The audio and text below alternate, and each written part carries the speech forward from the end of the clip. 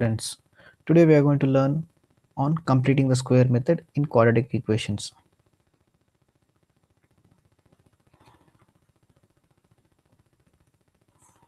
Now, before we learn how to do completing square method for quadratic equations, let us know these basic formulas. So we know that a plus b whole square is a square plus 2 into a into b plus b square. If it is plus, this term will be plus here. For a minus b the whole square, it is a square minus 2 into a into b plus b square. How does it occur? If you want, you can go ahead and solve it and see. So this is a times a square plus a times b, ab plus b times a, which is ab again, plus b times b, b square. So this entire thing is a square plus 2ab plus b square. So the same way, if you want, you can open this bracket by multiplying it twice. You will end up getting this formula. So it is better you remember these two formulas. So a plus b whole square is a square plus 2ab plus b square. A minus b whole square is a square minus 2 into a into b plus b square. Now, if you have x plus 2 the whole square, so what is the expansion of this? So it will be x square plus 2 into x into 2 plus a 2 square.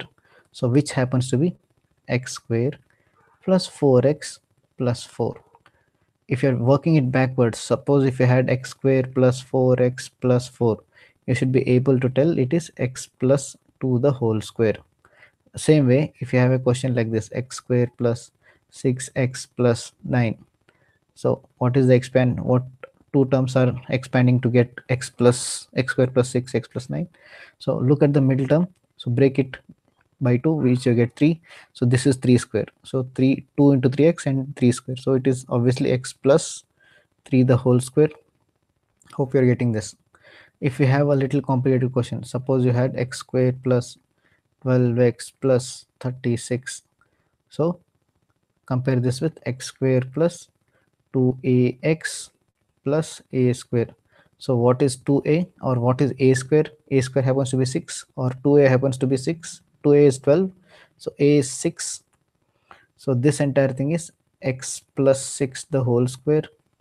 Same way, if you have x square plus 10x plus 25, can you say it to be x plus 5 the whole square? Yes. Now, if there is no last term, can you figure out from the first two terms what is the next term? If you have something like this, if there is nothing here, so what must be the third term? So from this, compare this as 2a is equal to 8, so a is equal to 4. So the third term should be a square or nothing but 4 square, which is 16. So third term in this case has to be 16. If it is 16, you can say that it is x plus 4 the whole square. Okay, a little complicated. I'll give x square plus, suppose you had 14x, so what should be the third term? So what will you do? So first step you take is, this is 2a, so 2a happens to be 14, so a happens to be 7, so the third term should be 7 square. So 7 square is 14 9, so you can say that it is x plus 7 the whole square, right? So now I'll complicate your things. Now x square plus 10x plus, instead of the third term, you know it is 25. If instead of 25 I give a bigger number, let me say if I give 50, so what will you do here? So now you know that the third term should be half of, or middle term, which is 10 divided by 2, which happens to be 5, so it should be 5 square. Third term should be 5 square, but instead of 5 square it is something else. So what should you do? X square plus 10x plus this term and minus this term plus the last term here. So your first three term becomes x plus 5 the whole square. If you simplify this, you have minus 25 plus 50. So this is x plus 5 whole square and plus 25. So what you did is you broke this 50 as 25 and 25. So 25 went inside this to make it a complete square, and the remaining 25 is left out here. Okay, similarly, if you have a little complicated question, if you have x square plus I take 18x plus 101. Now first step, think of the middle term. So middle term is 18x or 18. So 2a happens to be 18, so a is your 9. So the third term should be 9 square. So what will you do? X square plus 18x plus 9 square minus 9 square plus 101. So the first three term become x plus 9 the whole square, and this is minus 81 plus 101. So this adds up to x plus 9 whole square. Okay, so mine, if you simplify this, you end up getting plus 20. Fine. Now we'll go and solve a couple of questions from here. So first one I'll solve. P square plus 14p minus 38 equals to 0. Okay, so now look at the first two terms. Compare this with x square. Okay, compare with, okay, you know how to do this. So first two terms is p square is p square. So middle term is 2a is 14. So a happens to be 7. So the third term, you write it like this: p square plus 14p plus a blank plus a blank minus 38. So you have to add something and you have to subtract something. Okay, so something is nothing but 7 square. You have to add 7 square. I'll erase this and write. You have to add 7 square and subtract 7 square. Hope it is clear. So the first three term becomes p plus 7 the whole square. Then this is minus 49 minus 38 equals to 0. Now in this case they're asking us to solve it. Okay, so we have to equate it and solve. So now you have p plus 7 the whole square minus sum of these two is 87 equals to 0. So to take 87 on the other side, so you have p plus 7 the whole square is equal to 87. So square on the other side is square root. So p plus 7 is equal to square root of 87. So when square on the other side, it happens to be plus or minus. Quadratic equation will always have two answers. So one is plus and one is minus. So your answer is p is equal to minus 7 plus root 87 or minus 7 minus root 87. So write that. So p is equal to minus 7 plus root 87 or minus 7 minus root 87. Okay, now I'll do one more sum. I may do this.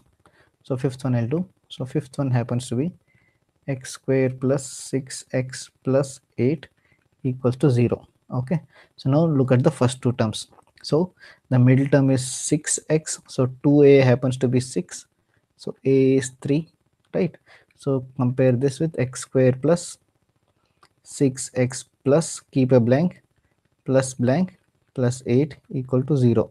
So I have to add something and subtract something. Now a is 3, so I have to add 3 square and subtract 3 square. So I have to add 9 and minus 9. Hope this is clear. So the first three term become x plus 3 the whole square.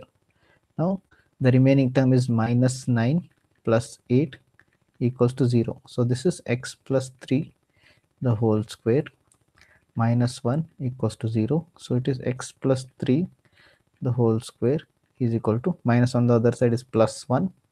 Now square on this side is square root, x plus 3 is equal to square root of plus or minus square root of 1. Okay, so x plus 3 is equal to plus 1 or x plus 3 is equal to minus 1. So x is equal to plus 1 minus 3, x is equal to minus 1 minus 3, x is equal to minus 2, or x equals to minus 4. So the answers are minus 2 or minus 4, right? Hope this is clear. One more sum I'll do. Maybe the 10th one I'll do. You have x square minus 10x plus 26 equals to 8. So all the numbers should be one side. So bring this 28, 26 this side, or take 26 on the other side. Anything is fine. X square minus 10x plus 26 minus 8 equals to 0. X square minus 10x plus 26 minus this is 18 is equal to 0. So first two terms, so your 2a happens to be coefficient of x is minus 10 or just take 10.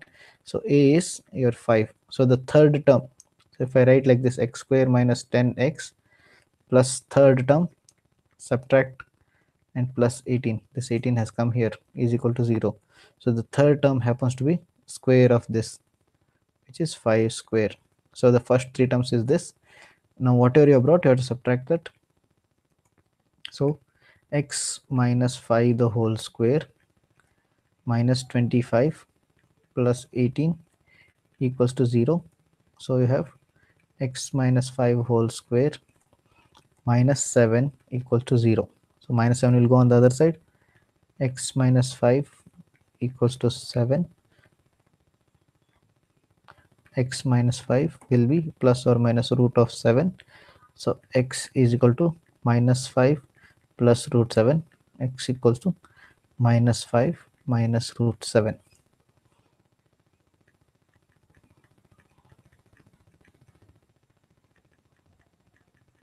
Hope this much is clear.